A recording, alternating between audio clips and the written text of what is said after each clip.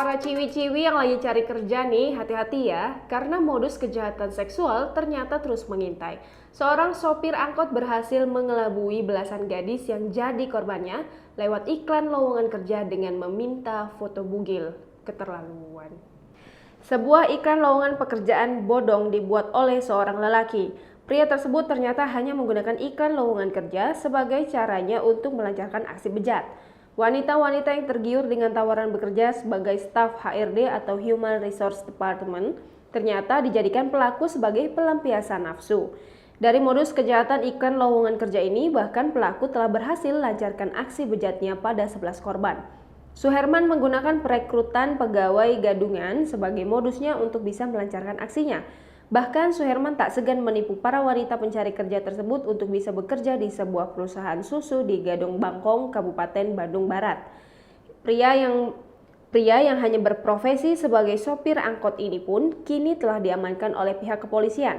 Melansir dari tribunjabar.id, Kapolres Cimahi AKBP M. Yoris Marzuki menjelaskan, modus yang dilakukan oleh pelaku sehingga para korban masuk dalam perangkap yang dibuat oleh pelaku. Modus pelaku hanya memasang iklan lowongan kerja hingga membuat belasan gadis tertarik dan menghubunginya. Bahkan korban juga ditipu dengan dimintai sejumlah uang sebagai biaya administrasi dan diminta untuk berfoto tanpa busana sebagai syarat kerja. Tak sampai di situ saja, menurut Yoris setidaknya ada 4 orang wanita yang telah masuk perangkapnya hingga disetubuhi oleh pelaku. AKBP M. Yoris Marzuki menjelaskan bahwa aksi penipuan dan aksi cabul pelaku tersebut dilakukan sejak Februari 2020. Aksinya hanya bertahan 5 bulan setelah pada 30 Juli 2020 kemarin. Akhirnya pelaku bisa ditangkap pihak kepolisian di Kecamatan Cihampelas, Kabupaten Bandung Barat. Kini pelaku pun diancam dikenai pasal berlapis atas tindakan bejatnya.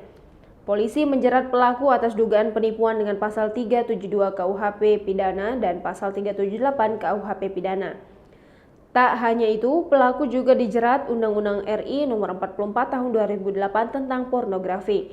Kasat Reskrim Polres Cimahi AKP Yohanes Sigiro mengatakan bahwa pelaku menggunakan foto perempuan di akun FB-nya. Setelah korban terpengaruh, pelaku langsung menghubungi korban dan menggelar video call. Selain mengaku sebagai HRD, pelaku juga mengaku sebagai tim kesehatan.